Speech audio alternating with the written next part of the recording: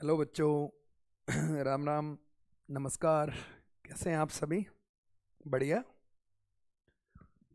अच्छे से पढ़ते रहिए, जैसे अब जितने डेडिकेशन से आप पढ़ रहे हैं और हमारी तरफ से आपको बेहतरीन से बेहतरीन क्लास मिलती रहेंगी। वर्ब का लास्ट जो सेशन था, इसमें हमने शायद 6 या 7 कॉन्सेप्ट डिस्कस किए थे, है ना? 7 कॉन्सेप्ट पूरे डिस्कस किए थे 14वें भाग में। अब ये 15वां भाग है, ठीक है? अच्छा, मैं ये जो बोलता हूँ ना 14वां भाग 15वां भाग ये ऑलमोस्ट सही होता है। कभी कभार थोड़ा बहुत नंबरिंग आगे पीछे हो सकती है, लेकिन जो सीक्वेंस में आपको क्लास मिल रही है वो बिल्कुल रेगुलर मिलती है, ठीक है?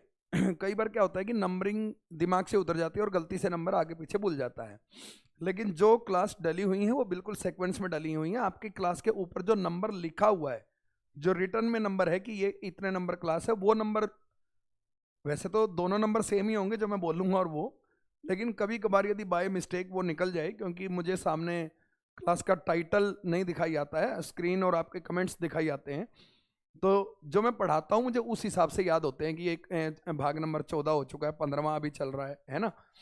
लेकिन रियल नंबरिंग वो है जो टाइटल में आपके डला हुआ है, ठीक है? ऑलमोस्ट सेम ही रहेगी।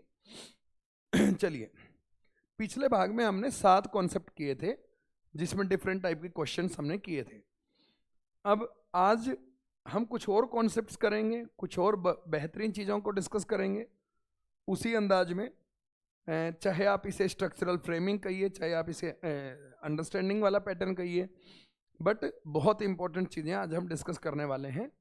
कल हमने 17 क्वेश्चन तक कर लिए थे और आज देखिए, आज हम उससे आगे बढ़ते हैं, ठीक है? ये ऊपर हेडिंग वेडिंग डली हुई है मॉडल्स, इसको भी दरकिनार करो, क्वेश्चन पे फोकस करो, ठीक है? बहुत अच्छा कॉन्सेप्ट है भैया, ये नया कॉन्सेप्ट है आज का। देखिए, ये जो तीनों क्वेश्चन है 18वां, 19वां और 20वां, ये तीनों क्वेश्चन सेम है, ठीक है? ये किस कॉन्सेप्ट के तहत सोल्व होंगे अच्छे से समझिएगा, बहुत इंपॉर्टेंट बात है। देखो बच्चों, इंग्लिश में ना मैं आपको बताऊं, एक कोऑर्डिनेट कंजक्शन होता है। क्या होता है? Coordinate conjunction. वैसे तो इनको कंजक्शन चैप्टर में पढ़ेंगे, लेकिन यहां पर थोड़ा सा यूज है इनका। कोऑर्डिनेट कंजक्शंस होते हैं। वैसे तो ये कंजक्शन होते हैं फॉर एंड, नॉर, बट, और, येट और सो। वैसे तो ये कंजक्शन ये होते हैं जिन्हें एक वर्ड फैन वॉइस के नाम से भी ट्रिक के रूप में इंग्लिश में याद किया जाता है। इंग्लिश में याद किया जाता है इनको एक वर्ड के रूप में, फैन वॉइस, एक वर्ड के रूप में इनको एग्जिस्ट किया जाता है, फैन वॉइस। इनको आप फैन वॉइस से अंकित कर सकते हैं, ठीक है? लेकिन जो हमारा वर्ब चैप्टर है उसमें जो हमारे काम आएगा वो दो ही कंजक्शन है जिसकी हम बात करेंगे, एंड और बट, ठीक है? कंजक्शन है तो चीजों को जोड़ने का काम करेगा, तो एंड और बट भी चीजों को जोड़ने का काम करते हैं, ठीक है? एंड और बट भी चीजों को जोड़ने का काम करते हैं। तो अब मैं आपको बताऊं, ये जो हैं ये क्या करते हैं कि दोनों तरफ से सेम चीजें होने पर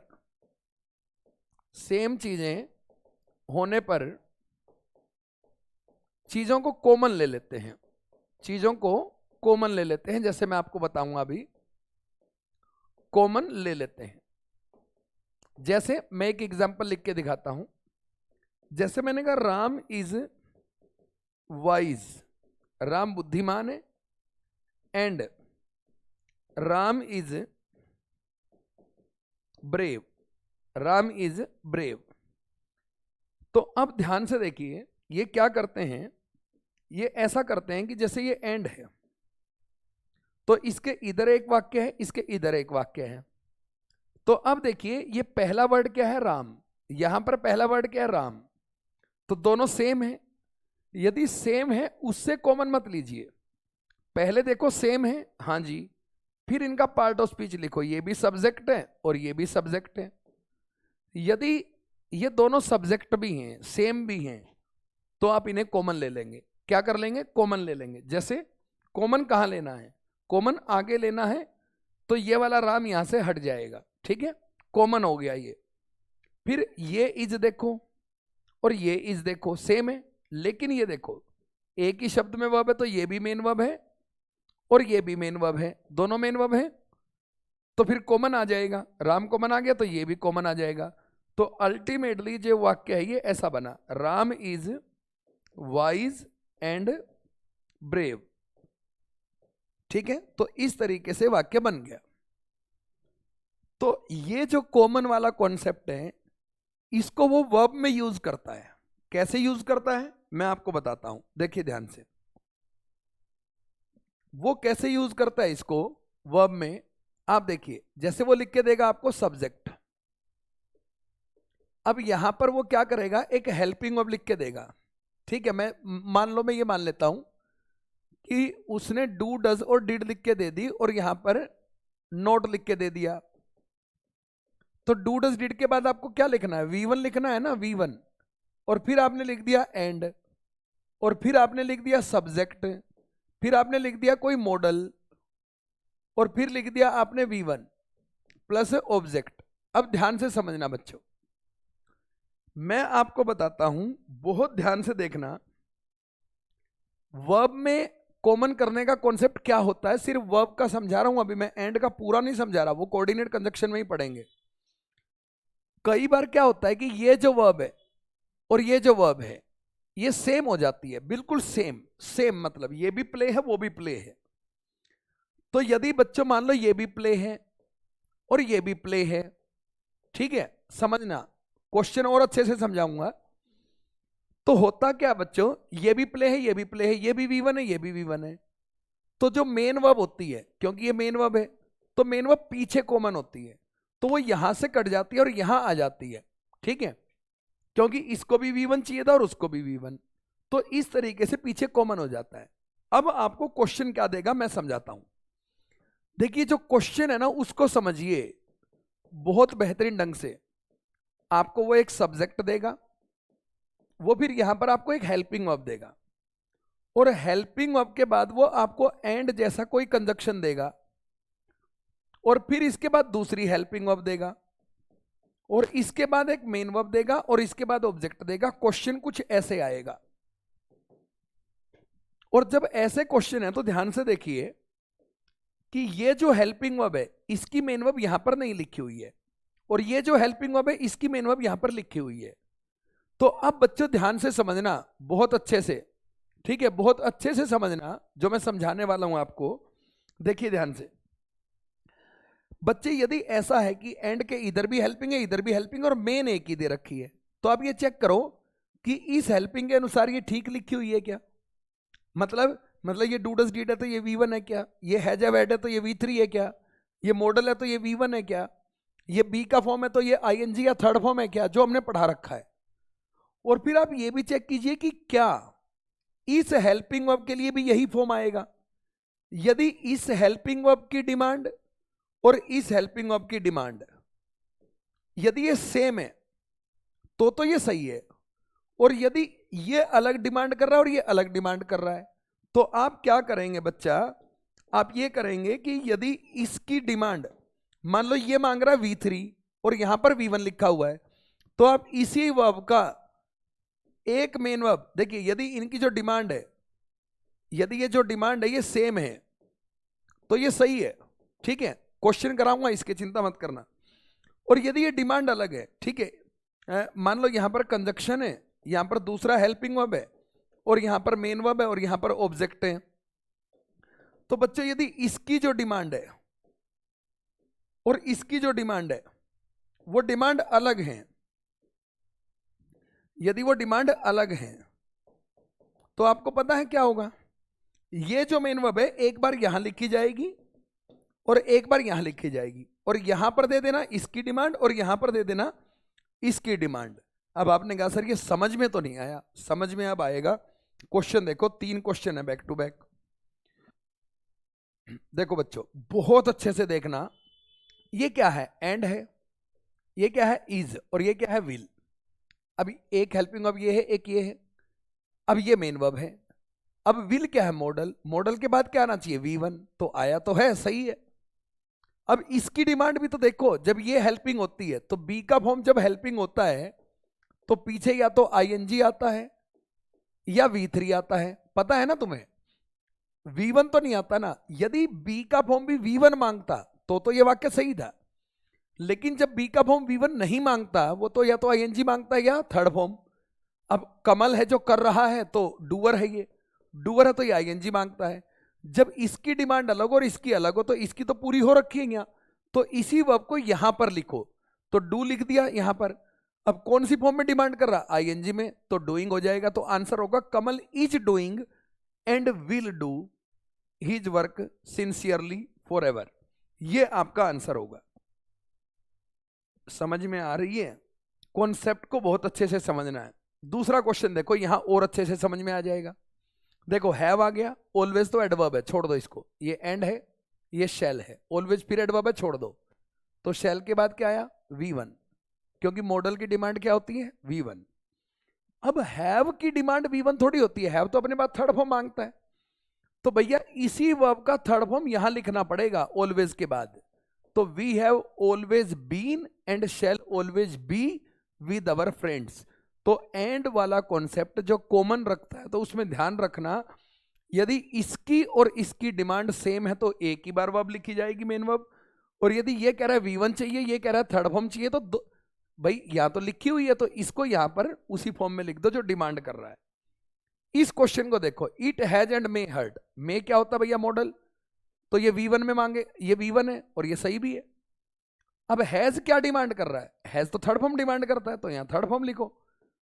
तो हर्ट, हर्ट एक ऐसी वर्ब है बच्चों जिसका V1 V2 V3 सेम होता है। अब आपने कहा सर जब सेम ही होता है तो फिर क्यों दो बार लिखनी पड़ेगी, क्योंकि इसकी डिमांड है V1 और इसकी डिमांड है V3। तो यहां जो हर्ट लिखा हुआ वो V3 है और यहां जो हर्ट लिखा हुआ वो V1 है। यदि उनकी पहचान अलग अलग है तो उन्हें दो बार लिखना पड़ेगा, आप उसे इग्नोर नहीं कर सकते, ठीक है ना। तो इस बात को आप ध्यान रखना, ये बहुत इंपॉर्टेंट कॉन्सेप्ट है। मतलब भैया ये कॉन्सेप्ट इस तरीके से है, बहुत अच्छे से समझ लो। एक बार और समझा दूं कि देखो, यदि सब्जेक्ट के बाद एक हेल्पिंग वर्ब है, उसके बाद एंड है और उसके बाद एक और हेल्पिंग वर्ब है और यहां पर मेन वर्ब है, तो ये क्वेश्चन सिंपल सा है कि आप चेक करो इसके लिए यही डिमांड मिलेगी, इसके लिए क्या यही फॉर्म डिमांड है। यदि यही फॉर्म डिमांड है तो सही है, नहीं तो फिर जो भी ये डिमांड कर रहा है यदि इससे वो अलग है फॉर्म में, तो इसी मेन वर्ब का वही फॉर्म यहां पर लिख दो। सिंपल सा क्वेश्चन है, 3 क्वेश्चन मैंने आपको करवा भी दिए। अब यदि आपको ये समझ में ना आए तो इस कॉन्सेप्ट को रिपीट समझाना मुझे नहीं लगता जरूरी है, लेकिन हाँ यदि किसी को समझ में ना आए तो धीरे समझाया है, शुरू से वीडियो को दोबारा देख लो, तीसरी बार देख लो, चौथी बार देख लो, बट ये बहुत इंपॉर्टेंट कॉन्सेप्ट है। अब इसी के करीब एक और कॉन्सेप्ट है, बिल्कुल सेम इसी के करीब, कोई बहुत ज्यादा डिफरेंस नहीं। तो हमने कहा वो क्या कॉन्सेप्ट है, तो देखो सेकंड कॉन्सेप्ट क्या है। सेकंड कॉन्सेप्ट में ना वो दो हेल्पिंग वर्ब नहीं जोड़ता, वो क्या करता है, जैसे ना सब्जेक्ट है, उसके बाद वर्ब है, फिर ये ऑब्जेक्ट वगैरह सब लिखेगा और फिर एंड आता है या बट आता है, और बच्चों यहां पर ना डायरेक्ट वर्ब आ जाती है और फिर ऑब्जेक्ट होता है। अब बच्चों ध्यान से समझो, अब हमें ये तो पता चल गया कि ये जो सब्जेक्ट है इसकी वर्ब ये है, ठीक है। अब बच्चों एंड और बट के बाद कभी भी आपको वर्ब नजर आए ना, तो बच्चों इसका सब्जेक्ट आपको दिखाई नहीं आ रहा, और सब्जेक्ट तो पता होना चाहिए क्योंकि हर वर्ब को सिंगुलर प्लूरल लिखना है, तो सब्जेक्ट यदि पता नहीं होगा तो फिर कैसे लिखेंगे। तो बच्चों ऐसे में देखो यहां से सब्जेक्ट गायब है ना, तो बच्चों वो गायब नहीं है, एंड और बट ने कॉमन ले रखा है, तो जो सब्जेक्ट इस वर्ब का है ना वही सब्जेक्ट इसका है। तो ध्यान रखना, सिर्फ इसका सिंगुलर प्लूरल नहीं चेक करना है, इसका भी चेक करना है, क्योंकि सब्जेक्ट यही है। आपने कहा एक सब्जेक्ट दो वर्ब का कैसे हो सकता है, नहीं, ये सब्जेक्ट कॉमन है, ये सब्जेक्ट कॉमन है, आपको ध्यान रखना है, बहुत इंपॉर्टेंट, ठीक है। और यदि कुछ और कॉमन आ रहा है तो वो भी कॉमन ले लेना चाहिए आपको। अब क्वेश्चन देखिए आप किस टाइप के क्वेश्चन हैं, ये देखिए 21वां क्वेश्चन देखिए। जैसन एक सिंगुलर व्यक्ति है तो नोज आ गया KNOWS, क्योंकि सिंगुलर के साथ सिंगुलर आती है। Jason knows a lot about star, planet, satellites etcetera and, ये एंड आ गया बच्चों, ठीक है, ये एक क्लोज खत्म हो गया। अब इसके बाद ओफन आ गया। ओफन एडवर्ब होता है बच्चों, और ये बच्चों प्रिडिक्ट, ऐसे लिखा हुआ ये प्रिडिक्ट, जो वर्ड आपको दिखाई नहीं आ रहा ना ये है, और प्रिडिक्ट होती है वर्ब, और वर्ब के पहले एडवर्ब तो आ ही सकती है, वही कर रखा है इसने जानबूझ के ताकि आपका ध्यान ना जाए। बच्चों इस प्रिडिक्ट का सब्जेक्ट कौन है? यहां पर तो सब्जेक्ट नहीं है ना, यदि सब्जेक्ट नहीं है तो बच्चे यही सब्जेक्ट है इसका, जेसन, और जेसन सिंगुलर है तो यहां SEIS लिया था, तो यहां भी बच्चों क्या लेगा SEIS, तो प्रेडिक्ट नहीं प्रेडिक्ट्स आएगा। तो देखो कितनी दूर जाके सब्जेक्ट ने अपने लिए वर्ब को बदला है। तो ये एंड वाले कॉन्सेप्ट में ये भी बड़ी इंपॉर्टेंट चीज होती है। फिर आइए इस क्वेश्चन पे देखिए, ध्यान से देखिए, आई एम नॉट वेल, मैं अच्छा नहीं हूं, बट, अब बट के बाद फिर वर्ब है। अरे यदि वर्ब है तो सब्जेक्ट कहां है भैया? सब्जेक्ट यहां नहीं है, तो यही वाला सब्जेक्ट है, कॉमन हो रखा है। तो आई के लिए इज नहीं आता, आई के लिए एम आता है, ठीक है, क्या आता है? एम। तो भैया सीधी सी बात हो गई, I am not well and am trying hard to finish the project in time. अब सुनो, ये भी एम है, ये भी एम है, कॉमन हो जाना चाहिए था, लेकिन सुनो यहां पर ये एम मेन वर्ब है क्योंकि इसके बाद कोई दूसरी वर्ब नहीं है, और यहां पर ये मेन वर्ब है और ये एम हेल्पिंग वर्ब है। तो यदि ये मेन है और ये हेल्पिंग है तो कॉमन नहीं हो सकता। इस क्वेश्चन पे आइए, I am resting at home, and आ गया, एंड के बाद ये क्या है? इज। तो भैया वर्ब है, इसका सब्जेक्ट कौन है? भैया ये एम रेस्टिंग है ना, तो आई सब्जेक्ट है, तो यहां पर सब्जेक्ट नहीं है तो कॉमन है, तो इसके लिए क्या आएगा? एम। लेकिन आपको पता है, अब देखो ये एम हेल्पिंग वर्ब है और ये मेन वर्ब है, आई कॉमन आ गया, फिर भैया ये भी तो मेन वर्ब है और ये हेल्पिंग वर्ब है, ठीक है, तो भैया एम एम सेम है, फिर हेल्पिंग हेल्पिंग सेम है, तो इसको कॉमन ले लेंगे, तो इस वाक्य का उत्तर इज कटना होगा, सिर्फ ये सॉल्यूशन होगा। तो भैया ये क्वेश्चन ध्यान रखिए, जब हेल्पिंग वर्ब दोनों तरफ हो तो मेन वर्ब का क्वेश्चन होता है, और जब हेल्पिंग ना हो, एक वाक्य पूरा लिख रखा हो उसके बाद कॉमन हो, तो सब्जेक्ट वाला क्वेश्चन होता है। तो ये दोनों ही टाइप के कॉन्सेप्ट को ध्यान रखिए। तो ये था कॉन्सेप्ट नंबर 1 आज का, और ये है कॉन्सेप्ट नंबर 2। तो आपको ये देखना है, इंग्लिश इस चीज का खेल है ही नहीं कि 10 जो रूल हैं आपको रट गए हैं वर्ब के और उससे आप चीजों को बेहतर कर लेंगे, नहीं, संभव नहीं है, ठीक है संभव नहीं है, इस बात को आप ध्यान रखिए, ठीक है। एक एक चीज बहुत ढंग से, निष्ठा से, सद्भावना से, प्यार से, प्रेम से आपको करनी पड़ेगी, तो आपकी चीजें बेहतर होंगी, नहीं तो आपकी चीजें गड़बड़ झोल में चली जाएंगी, ठीक है जी। तो ये हुआ हमारा दूसरा कॉन्सेप्ट। तो 23वें क्वेश्चन तक हम पहुंच गए हैं, हमने बहुत अच्छे लेवल के क्वेश्चन भी हम कर रहे हैं, बहुत अच्छे से कॉन्सेप्ट भी पढ़ रहे हैं, आप लोगों को मजा भी आ रहा होगा, बहुत जल्दी आप निपटने की दिशा में भी नहीं जा रहे हैं, आपको एक एक चीज समझ भी आ रही होगी डिटेल में, ठीक है। चलिए भैया अब आ जाते हैं एक और बहुत ही भयानक चीज पर, बहुत ही भयानक चीज पर आ जाते हैं, ठीक है, बहुत अच्छे से देखिएगा। अब आपको दिमाग लगाना है, ठीक है, बहुत अच्छे से। क्वेश्चन तो ये आसान है, ठीक है, लेकिन थोड़ा सा समझ के चलना पड़ेगा। देखो 24th क्वेश्चन है, मतलब आपने इतना सीख लिया 15 क्लास में, उसके बाद भी ये 24वां 25वां क्वेश्चन ये नई टेक्निक से सोल्व होंगे। अब आप कहेंगे सर कितने क्वेश्चन नई टेक्निक से सोल्व होंगे? जहां तक मैं तुम्हें ले जाऊं वो सीखने हैं, जितना मैंने करा के छोड़ दिया उसके बाद एक भी नई टेक्निक मत अपनाना, सारे क्वेश्चन सोल्व होंगे, ठीक है भैया। वैरायटी होती हैं, आपको वैरायटी पता नहीं होती। 6 टाइप के क्वेश्चन याद करके आप सोच रहे हैं कि मेरा वर्ब पूरा हो जाए, कैसे हो जाएगा भैया? नहीं होगा, ठीक है ना। चलिए देखिए क्वेश्चन क्या कहता है, देखते हैं मित्रवर। अ रेडियो सिग्नल वॉज, देखिए एक रेडियो सिग्नल है तो वॉज आ गया, सही है। अब फिर है सेंड, अब सेंड के फॉर्म आपको पता होने चाहिए, सेंड, सेंट और सेंट, ये फॉर्म होते हैं भैया, सेंड, सेंट और सेंट। अब मित्रों ध्यान देना, यानी कि सेंड V1 है, ठीक है ना, सेंड V1 है तो ये V1 है। और बी के फॉर्म के बाद V1 नहीं आता, आपको अच्छे से याद होना चाहिए। बी के फॉर्म के बाद या तो ING आता है और या थर्ड फॉर्म। अब भूलना नहीं है, जब सब्जेक्ट डूअर है तो ING और जब सब्जेक्ट रिसीवर है तो थर्ड फॉर्म। तो देखो, रेडियो सिग्नल स्पेसक्राफ्ट को भेजा गया। अब रेडियो सिग्नल को किसने भेजा? किसी आदमी ने भेजा होगा, तो भेजने का काम आदमी ने किया है और जाने का काम रेडियो सिग्नल ने किया है। तो इस पर तो प्रभाव पड़ रहा है, प्रभाव पड़ रहा तो ये रिसीवर है, रिसीवर है तो यहां पर सेंट आएगा, सेंट, ठीक है। A radio signal was sent to the spacecraft. फिर आ जाइए, अद्भुत क्वेश्चन है, देखिए, आयरन इज बीटन, ये मेन वर्ब है ना, ठीक है, थर्ड फॉर्म है ये, EN वाली, beat beat beaten and flatten. अब क्या कर रखा है भैया, ये वर्ब है, इसकी ये दोनों चीज कॉमन है। वो कह रहा है आयरन को पीटा गया और आयरन को फ्लैट किया गया। अब बच्चों ध्यान से समझो, एंड के इधर V3 है, बी का फॉर्म है, तो ये भी V3 होगी, सिंपल सी बात है। एंड सेम चीजों को जोड़ता है, तो ये हेल्पिंग सेम है दोनों की, तो ये भी थर्ड फॉर्म है, ये भी थर्ड फॉर्म है। आपको लगेगा EN वाले सही तो है, नहीं है। बीटन थर्ड फॉर्म है, लेकिन फ्लैटन, EN काट के देखो, कोई चीज फ्लैट है तो ये एडजेक्टिव है, और यदि ये एडजेक्टिव है तो इसमें जो EN लगा, पिछली क्लास में कॉन्सेप्ट करवाया था मैंने पिछले सेशन में, तो ये वर्ब का फर्स्ट फॉर्म बना। और इसका थर्ड फॉर्म क्या होता है? फ्लैटेंड। क्या होता है? फ्लैटेंड। तो एंड के इधर थर्ड फॉर्म है तो इधर भी थर्ड फॉर्म आएगा, लेकिन beat beat beaten third form होता है और flatten flattened flattened third form होता है।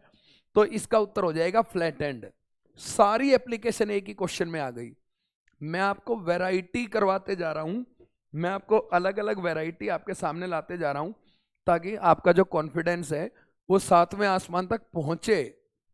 आप चाहे हजारों क्वेश्चन कर लो, लेकिन जब तक इन क्वेश्चन को, आप एक क्वेश्चन मत मानिए, ये हर एक क्वेश्चन अपने आप में एक कॉन्सेप्ट है, ये हर एक क्वेश्चन आपके डाउट क्रिएशन है, और ये ऐसे क्वेश्चन है जिनको यदि आप सीख लेंगे तो इनकी वैरायटी के सभी क्वेश्चन आपको बहुत अच्छे से आ जाएंगे, ठीक है। तो आपको हार्डवर्क यहाँ पर करना पड़ेगा, यदि आप लापरवाही करेंगे तो फिर आपको दिक्कत आएगी, ठीक है।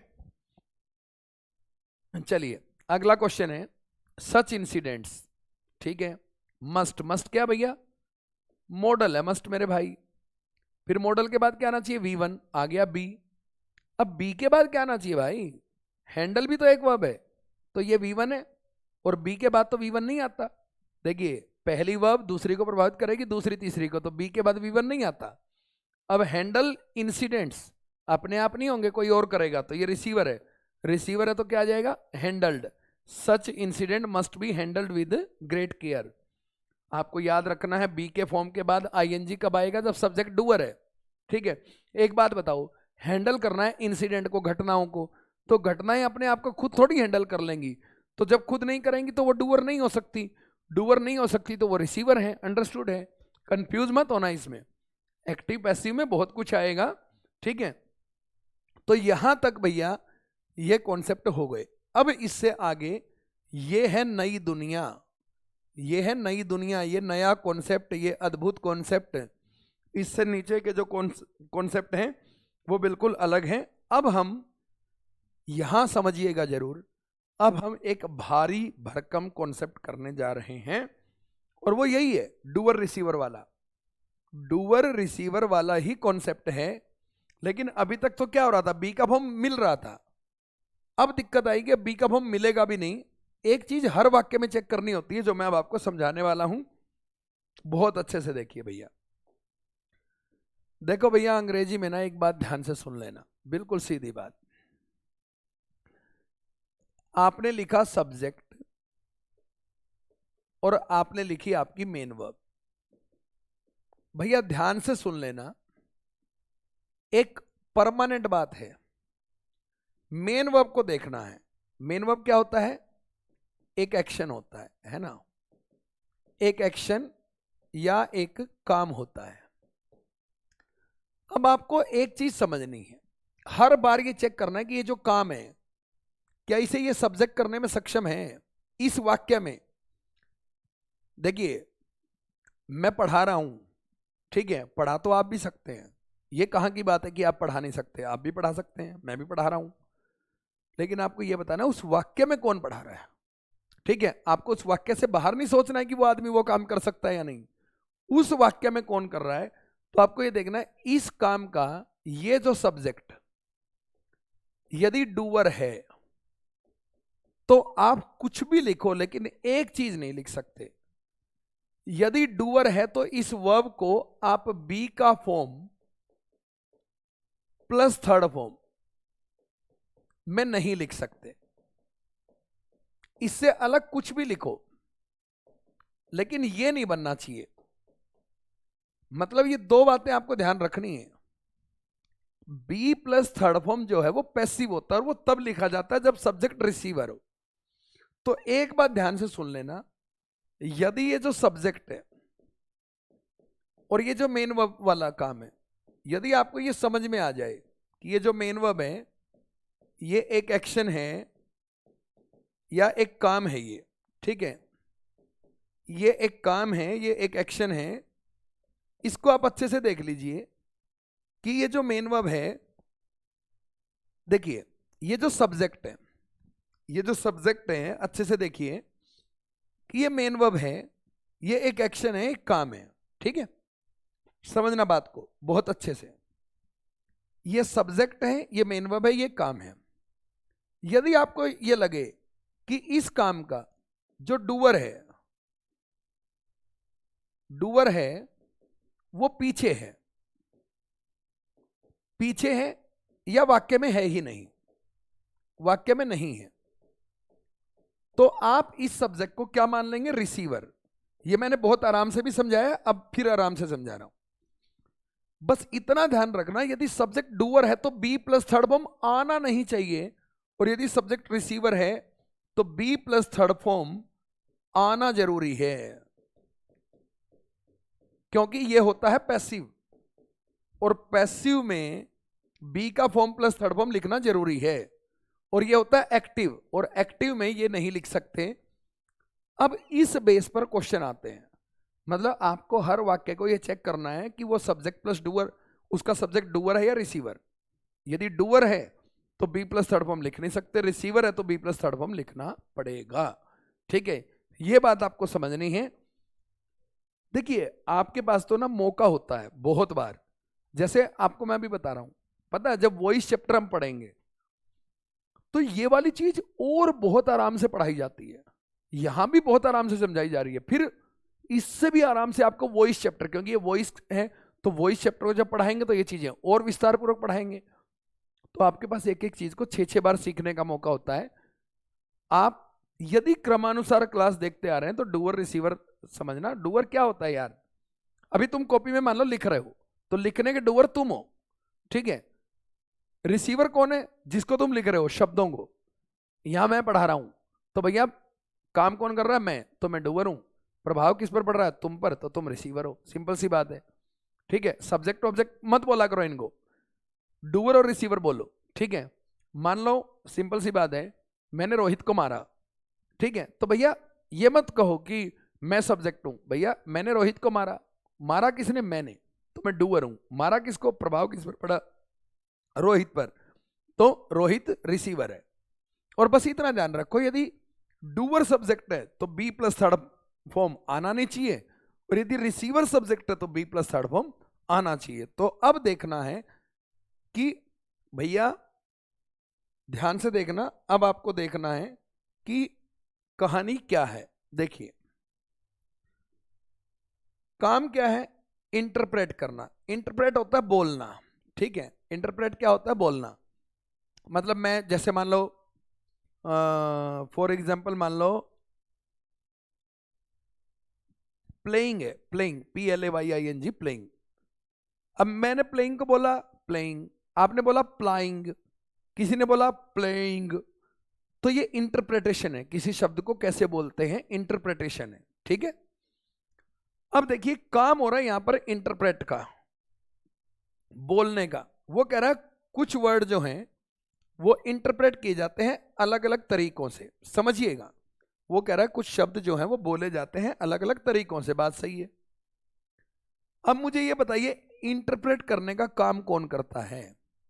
भाई हम कह रहे हैं कुछ शब्द जो अलग अलग तरीकों से बोले जाते हैं, तो इंटरप्रेट यानी कि बोलने का काम कौन करता है? हम लोग करते हैं। अब हम लोग बोलने का काम करते हैं तो हम लोग तो इसमें सब्जेक्ट है नहीं, तो डूअर हम लोग हैं और वो सब्जेक्ट है नहीं, तो इसका मतलब इसका सब्जेक्ट रिसीवर है। और यदि सब्जेक्ट रिसीवर है तो बी प्लस थर्ड फॉर्म आना जरूरी है, बी प्लस थर्ड फॉर्म आना जरूरी है। तो इंटरप्रेट को तो कर दो इंटरप्रेटेड, थर्ड फॉर्म हो गया, और बी जोड़ना है तो क्योंकि यहां पर मॉडल है, मॉडल के बाद क्या आता है? V1, तो बी का V1 जोड़ दो, तो can be interpreted in different ways, ये आपका उत्तर होगा। Some words can be interpreted in different ways. क्यों हुआ? कितनी चीजें देखो, इंटरप्रेट कौन करेगा? हम, तो हम डूअर हैं, तो हम तो सब्जेक्ट नहीं है, तो इसका मतलब डूअर सब्जेक्ट नहीं है, तो रिसीवर है, रिसीवर है तो पैसिव लिखना है, पैसिव लिखना है तो मेन वर्ब थर्ड फॉर्म में लिखनी है, ठीक है, और बी लगाना है। तो इंटरप्रेटेड का कर दिया हमने इंटरप्रेटेड और यहां पर लगा दिया बी। अब बी ही क्यों लिखा? क्योंकि मॉडल के बाद V1 आता है तो इसलिए बी लिख दिया। फिर आ जाइए, the heart is circulated blood through out the body. Circulate क्या हो रहा है? ब्लड। अब ब्लड को सर्कुलेट करने का काम कौन करता है? सोचने की बात है। ब्लड को सर्कुलेट करने का काम कौन करता है? भैया दिल करता है, तो दिल हो गया डूअर, तो ये क्या हो गया? डूअर। अब जब सब्जेक्ट डूअर है तो बी प्लस थर्ड फॉर्म नहीं होना चाहिए, ये बी का फॉर्म है और ये थर्ड फॉर्म है, ये तो नहीं होना चाहिए, तो ये तो गलत है। अब जब गलत है तो क्या करना है? बी का फॉर्म हटाना है, हटा दिया, हटा दिया। लेकिन बी का कौन सा फॉर्म हटाया तुमने? याद रखो, इजएमआर बी का पहला फॉर्म है, वोजवर बी का सेकंड फॉर्म है। जब बी प्लस थर्ड फॉर्म नहीं चाहिए और दिया हुआ है तो बी का फॉर्म हटा के उसको ठीक करेंगे। बी का फर्स्ट फॉर्म हटा दिया तो उसको हटा दो और इसको फर्स्ट फॉर्म में बदल दो। The blood, the heart circulates, the heart circulates the blood through out the body, through out our body. समझ में नहीं आ रहा? टिपिकल कॉन्सेप्ट हो रहा है तो दोबारा देख लो इसको पीछे करके, ठीक है? और नहीं तो मैं तो अगले क्वेश्चन में कराता ही जाऊंगा, एक क्वेश्चन पे बार बार एक कॉन्सेप्ट को कराना बुद्धिमत्ता नहीं है। चलिए, अब ये तो क्या था? ये तो था एक्टिव पैसिव यहीं पर। अब भैया प्रॉब्लम क्या है? प्रॉब्लम क्या है? वो जो तुमने अब तक सीखा उन दो तीन कॉन्सेप्ट को एक में ही मिला के दे रहा है। प्रॉब्लम ये है, देखना ध्यान से, इट हैपेंड, कोई चीज है जो हुई है कुछ साल पहले, ये बट है, बट कॉमन वाला कॉन्सेप्ट है ना, तो ये ब्रोट है हमारी वर्ब। ध्यान से समझना, ये भी वर्ब है और ये भी वर्ब है। अब कोई चीज अपने आप हुई है, जब अपने आप हुई है ना कोई चीज, तो उसका कोई डूअर नहीं होता। तो हैपन एक ऐसी वर्ब है जिसको पैसिव में नहीं लिख सकते आप। क्यों? जैसे बारिश का होना है, वो अपने आप होती है, उसका कोई डूअर है ही नहीं। जब है ही नहीं तो उसको पैसिव नहीं लिख सकते। जब डूअर है ही नहीं, कोई भी सब्जेक्ट हो एक्टिव ही लिखना है। हवा का चलना, पानी का बहना, बारिश का होना, बिजली का कड़कना, ये कुछ ऐसे एक्शन है जिन्हें बी प्लस थर्ड फॉर्म में नहीं लिखा जाता, क्योंकि इनका डूअर धरती पे ही नहीं है, हो ही नहीं सकता इनका डूअर। और जिसका कोई डूअर नहीं है वो एक्टिव में लिखी जाती है, ठीक है? आगे और विस्तार पूर्वक इन पे चर्चा होगी इंट्रांजिटिव वर्ब वाले चैप्टर में, उस भाग में, ठीक है? अब मेरे भाई ध्यान से देखो, it happened a few years ago, happen तो छोड़ दो इसको, लेकिन इस वर्ब का सब्जेक्ट कौन है? इट। वो कह रहा है कोई घटना है जो कुछ साल पहले हुई है, और फिर वो कह रहा है it brought to our notice, ये हमारे नोटिस में लाई गई कुछ सप्ताह पहले। अब मुझे ये बताओ, ये लाई गई नोटिस में, घटना अपने आप नोटिस में आ गई या कोई और लेके आया नोटिस में? तो आपने कहा सर कोई और लेके आया होगा, कोई और लेके आया होगा तो वो डूअर हो गया। तो इसका मतलब ये सब्जेक्ट क्या हो गया? रिसीवर हो गया। रिसीवर हो गया तो बी प्लस थर्ड फॉर्म आना चाहिए, तो इसको थर्ड फॉर्म में लिख दो और यहां पर बी का फॉर्म लिख दो। अब बी का फॉर्म कौन सा लिखोगे? ये ब्रोट कौन सा फॉर्म है? सेकंड फॉर्म, तो बी का सेकंड ही लिख दो, was brought to our notice just a few weeks ago, ठीक है? ये खतरनाक है, चिंता मत करो, इससे ज्यादा समझ में आ जाएगा, टेंशन मत लो, इससे बहुत अच्छे से समझ में आ जाएगा, ठीक है? नहीं तो इसके बाद फिर एक क्वेश्चन और कराऊंगा, इससे पक्का समझ में आ जाएगा, पूरा भरोसा है मुझे आप पर, ठीक है? देखिए, द थीव्स, थीव्स क्या होते हैं? चोर। चोर ने क्या कर दिया? सरेंडर कर दिया। कर दिया सरेंडर। सरेंडर करने का काम किसने किया? चोर ने। तो ये डूअर है। डूअर है तो बी प्लस थर्ड फॉर्म नहीं आना चाहिए, आया भी नहीं है, ये सिर्फ V2 है, और V2 है तो ये एक्टिव है, सही है। अब फिर दिक्कत है, एंड आ गया, एंड के बाद एक और वर्ब आ गई, एक और वर्ब आ गई, तो सब्जेक्ट तो इसका भी कौन है? थीव्स ही है। तो देखो इसका सब्जेक्ट भी कौन है? थीव्स, बट लिखेंगे नहीं, क्यों? क्योंकि कॉमन है। अब मुझे ये बताओ कि उन्हें जेल भेज दिया गया, सेंट टू जेल, जेल भेज दिया किसको? चोरों को। चोरों को जेल भेजने का काम किसने किया? पुलिस ने। अब पुलिस ने किया तो डूअर कौन हुआ? पुलिस। अब सब्जेक्ट कौन है? थीव्स। तो जब डूअर पुलिस है और सब्जेक्ट थीव्स है, तो इसका मतलब डूअर सब्जेक्ट नहीं है तो रिसीवर है। तो अब देखो ये जो सब्जेक्ट है इसके लिए तो ये डूअर है और इसके लिए ये रिसीवर है, तो ये एक्टिव में लिखनी है और ये पैसिव में लिखनी है। तो पैसिव में लिखनी है तो बी प्लस थर्ड फॉर्म लिखो, तो इसको कर दो थर्ड फॉर्म में। तो सेंड कर दिया, और यहां पर कौन सा फॉर्म था? ये सेकेंड फॉर्म। क्यों? क्योंकि सेंड सेंड सेंट, और वो सेंट जिसके पहले कोई वर्ब नहीं है तो वो सेकेंड फॉर्म है। तो क्योंकि ये सेकेंड फॉर्म था तो बी का सेकेंड ही जोड़ेंगे। अब थीव्स है तो वर सेंट, तो आंसर हो जाएगा the thieves surrendered and were sent to jail for a year. Were sent to jail for a year. ये डूअर रिसीवर कितने इंपॉर्टेंट हैं, इन बातों से आप अंदाजा लगा लो। ये कॉमन लेने वाला कॉन्सेप्ट कितना इंपॉर्टेंट है, इस बात से आप अंदाजा लगा लो। चीजों को इतना लाइटली लेना कि मैं आपको एक बात बता दूं, दुनिया में बहुत सारे छात्र हैं, 80% छात्र हैं जो ऐसे पढ़ते हैं, रेडियो सिग्नल वो सेंट टू द स्पेसक्राफ्ट। यदि ऐसे पढ़ोगे तो इंग्लिश कभी नहीं आएगी। फ्रेम करके चलोगे तो क्वेश्चन होगा ही होगा, सेकंड्स में होगा। एक बात बताओ, पेपर में सारे स्पॉटिंग एरर क्यों नहीं पूछता आपसे? पूछने लग गया ना, तुम्हारी दादी नानी सब मर जाएगी।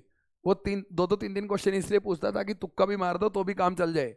ठीक है, इनको ऐसे ही रीड करना होता है। नंबर चाहिए ना इंग्लिश में 50 में से 50, तो ऐसे मेहनत करनी पड़ेगी। आपने कहा सर कितना करें? अरे मेरे भाई मुझे एक बात बताओ, पूरा वर्ब चैप्टर, इतना बड़ा चैप्टर है, 30-35 क्लास में आपका पूरा वर्ब हो जाएगा, जिसमें एडवांस वर्ब है, जीरंड है, इन्फिनिटिव है, पार्टिसिपल है, transitive, intransitive verb, linking verb, causative verb, primary verb, modal verb. ये 9 चैप्टर हैं। एक वर्ब चैप्टर के अंदर 9 चैप्टर होते हैं, और एक 10वां ये अदर कॉन्सेप्ट्स का। एक वर्ब चैप्टर के अंदर 10 सब चैप्टर हैं, और यदि 10 सब चैप्टर से 3-3, 4-4 क्लास आपने कर ली तो कौन सी बड़ी दिक्कत है? मैथ में जब अलजेब्रा पढ़ते हो, ट्रिग्नोमेट्री पढ़ते हो, तो पढ़ते हो ना 40-40 क्लास। सेम लाइक भैया वर्ब है, वर्ब आत्मा है, सेंटर है इंग्लिश का, और वर्ब्स के बिना तो फिर दिक्कत आएगी। तो जब तक इसकी इतनी डीप अंडरस्टैंड, आपको पता है, आप कहेंगे सर कितनी भयानक चीजें हो गई। अरे भैया समझने की चीज वर्ब चैप्टर में ही है, और पूरी इंग्लिश में समझने की चीज थोड़ी बहुत एडजेक्टिव में, थोड़ी बहुत एडवर्ब में है। इसके अलावा तो सारी चीजें यूं ही समझ में आ जाती हैं। जब ये इतनी डीप जाके चीजों को समझोगे तब जाके तुम्हारा कल्याण होगा, तब जाके तुम्हारा भला होगा। और इतनी डीप समझो, मजा आ जाएगा। लापरवाही मत करो, बहुत अच्छी अच्छी चीजें हैं। आपको लगेंगी तो एक एक क्लास 2-2 बार देखनी पड़ेंगी, नहीं तो नहीं होगा। इस डूअर और रिसीवर वाले कॉन्सेप्ट को समझ के तो देखिए, कितना अद्भुत कॉन्सेप्ट है ये। आपको फील आ रहा होगा, क्योंकि आपको समझ भी आ रहा होगा। मुझे पता है जो बच्चा रेगुलर टच में है, ढंग से देखता हुआ आ रहा है, उसे समझ भी आ रहा होगा। ये लग रहा होगा कि यार वाकई में कितनी बारीकी से ध्यान देना होता है। तो पेपर में भी इतनी बारीकी से ध्यान दो, तब जाके आपके नंबर बनेंगे। दिक्कत क्या हो रही है कि आप तो मोटा मोटा पढ़ रहे हो यार, और मोटा मोटा पढ़ के चीजें थोड़ी ना होती हैं भैया। मोटा मोटा पढ़ के नहीं होंगी मेरे मित्र, ध्यान रखना इस बात को। डीप ही पढ़नी पड़ेंगी एक एक चीज, ठीक है? तो चलिए अब इससे आगे बढ़ते हैं और अगले सेशन पर चलते हैं। अगले कुछ क्वेश्चंस पे देखते हैं किस टाइप के हैं, इस सेशन में हो जाएंगे या नहीं। पिछला सेशन 1 घंटा 10-12 मिनट का था, ठीक है? आज का सेशन लगभग हमें 40-45 मिनट हो गई हैं। देख लेते हैं, यदि कुछ बहुत लंबा आएगा तो इसे अगले सेशन पर डाइवर्ट कर देंगे, और यदि कुछ जो अभी तक पढ़ा है हमने, नहीं दिस इज डेंजरस, ठीक है, ये खतरनाक आ गया, ठीक है, ये इतना जल्दी होगा नहीं, इसके लिए हमें टाइम लगेगा, ठीक है? तो चलो अब हम बात करते हैं कि वर्ब में और क्या हम बात कर सकते हैं। 10-1 मिनट का सेशन एक्सटेंड कर लेते हैं, क्योंकि मैं नहीं चाहता 40-45 मिनट का सेशन हो, पूरा 50-55-60 मिनट के आसपास का होना ही चाहिए। चलिए देखते हैं कि क्या है। अब मैं आपको वर्ब में और क्या चीज है जो आज ले सकते हैं हम, थोड़ा सा सोचें।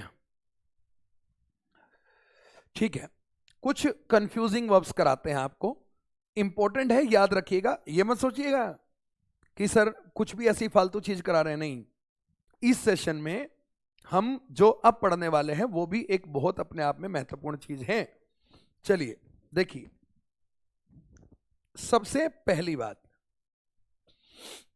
प्यारे बच्चों, इंग्लिश में एक वर्ड होता है एडवाइस, इसी तरह एक वर्ड होता है डिवाइस, एक वर्ड होता है प्रैक्टिस। आप ध्यान से देखना, इन तीनों वर्ड के लास्ट में सीई है, लेकिन मेरे प्यारे बच्चों इंग्लिश में एक वर्ड होता है एडवाइस, मतलब सीई की जगह एसई। इसी तरह एक प्यारे बच्चों वर्ड होता है डिवाइस और एक वर्ड होता है प्रैक्टिस। बहुत ध्यान से देखना बच्चों, ये तीन अलग वर्ड हैं और ये तीन अलग वर्ड हैं, ये अलग है, ये अलग है, कंफ्यूजन नहीं होना चाहिए आपको, मैं पहले ही क्लियर कर दूं। ये तीन अलग हैं, ये तीन अलग हैं। अब मैं आपको बताता हूं, देखो ये जो है ना, जिसके लास्ट में सीई होता है वो नाउन है, तो ये नाउन है बच्चों। अब जब आपको किसी वाक्य में सब्जेक्ट या ऑब्जेक्ट के स्थान पर लिखना हो, सब्जेक्ट या ऑब्जेक्ट के स्थान पर लिखना हो, तो बच्चों इनको लिखेंगे आप, ठीक है। जैसे मैंने कहा I need a piece of advice, मैंने ऐसा लिख दिया। बच्चों ये प्रेपोजिशन है, प्रेपोजिशन के बाद हमेशा नाउन प्रोनाउन आता है, तो ये तो वर्ब है, ये नहीं लिख सकते आप, एडवाइस लिखना पड़ेगा। इस तरीके के क्वेश्चन भी आपके पेपर में आते हैं, समझना पड़ेगा आपको, ठीक है। फिर मैंने कहा I practised hard to crack exam, I practised hard to crack exams. बच्चा ध्यान से देखो, ये प्रैक्टिस्ड है, ईडी वाला वर्ड है। अब भैया नाउन में कैसे तुम इसमें ईडी थोड़ी लगाओगे, भैया प्रैक्टिस्ड एसईडी होगा, ये बात ध्यान रखना, तो ये गलत है सीईडी, तो प्रैक्टिस्ड। तो इस बात को ध्यान रखना, ये आपको यूज तब करने हैं जब आप वर्ब लिख रहे हो, और ये आपको तब यूज करने हैं जब आप नाउन लिख रहे हो। इस बात को बहुत अच्छे से ध्यान दे लेना, ये इंपॉर्टेंट बात है, ठीक है। चलिए इसके बाद आपको एक वर्ब समझाते हैं, ध्यान से समझना, बड़े अच्छे अच्छे क्वेश्चन आते हैं पेपर में। इंग्लिश में एक फ्लो वर्ब होती है, सेकंड फॉर्म बोले तो फ्लोड, थर्ड फॉर्म बोले तो फ्लोड, ठीक है। यानी कि इसका मतलब होता है बहना, क्या होता है, बहना। और ये होता है पानी के लिए, जब पानी बहता है ना तो फ्लो होता है, और इसी तरह एक ओवरफ्लो होती है। अब यदि फ्लो का सेकंड फॉर्म फ्लोड है तो ओवरफ्लो, ये इसी से बना है, तो ओवरफ्लोड होगा, ओवरफ्लोड। अब ध्यान से देखना भैया, नदी का किनारा है, उसके ऊपर से पानी बह रहा है, ठीक है, तो पानी ऊपर से बहना, ऊपर से, तो उसके लिए क्या आती है, ओवरफ्लोड आ जाती है। लेकिन कंफ्यूज कैसे करेगा आपको, ध्यान से सुनना भाई, जो फ्लाई होता है, फ्लाई, फ्लू और फ्लोन, ये होता है फ्लाई, फ्लू, फ्लोन। तो प्यारे बच्चों इसका मतलब होता है उड़ना हवा में, उड़ना हवा में, इसका मतलब ये होता है। अब वो क्या करेगा, वो आपको लिख के दे देगा कि नदी अपने किनारों के ऊपर से, किनारों के ऊपर से, और क्या लिख के देगा, ओवरफ्लोन लिख के दे देगा। ओवरफ्लोन हमें पता भी नहीं लगेगा भाई, फ्लोन तो तब लिखना है जब किसी चीज के ऊपर से आप उड़ रहे हो, तो ये फ्लोन काट के फ्लोड करना पड़ेगा। तो मतलब ये फ्लाई वर्सेस फ्लो का क्वेश्चन होता है, फ्लाई वर्सेस फ्लो। तो याद रखना ये हवा में उड़ने के लिए, ये पानी में बहने के लिए है। जैसे इसका मैं क्वेश्चन बनाता हूं, इसका क्वेश्चन बनाता हूं। क्वेश्चन है the river has overflown its banks, banks मतलब किनारे। अब भैया नदी अपने किनारों के ऊपर से उड़ थोड़ी रही है, बह रही है, तो फ्लोड आएगा, इस तरीके से आंसर आएगा। तो आपको ध्यान रखना है फ्लाई और फ्लो में एक कॉमन सेंस का, एक कॉमन जजमेंट का बहुत अच्छा क्वेश्चन बनता है, जो आप अच्छे से ध्यान रखने का काम करेंगे। ठीक है चलिए अगले उस पे आते हैं हम, अगले उस पे आते हैं।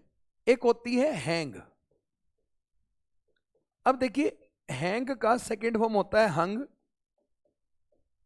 और थर्ड फॉर्म होता है हंग। इसको बोलते हैं लटकाना। लेकिन लटकाना किसे? जैसे कपड़े को, या उसे ये बोल दो सुखाना। यदि आप किसी कपड़े को सुखा रहे हैं, लटका रहे हैं, टांग रहे हैं कहीं पर, तो हैंग का सेकेंड फॉर्म हंग और हंग लिखना पड़ेगा आपको।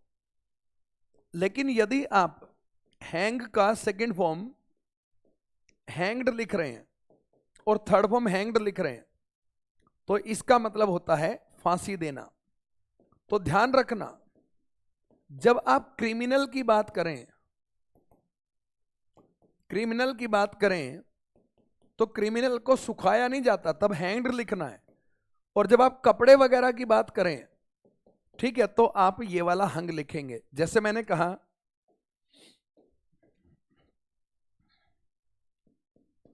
द जज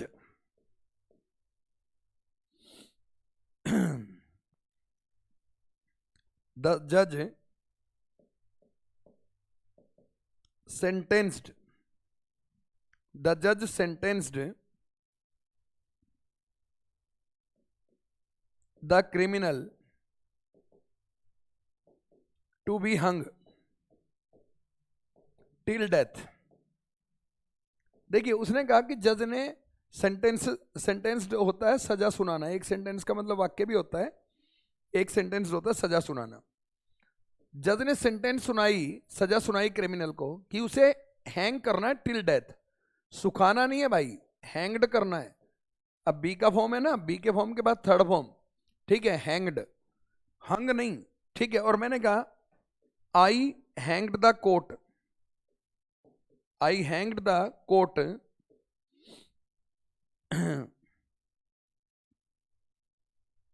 on the gate, on the gate. मैंने गेट पर क्या कर दिया? अपने कोट को फांसी दे दी? नहीं, आई हंग द कोट।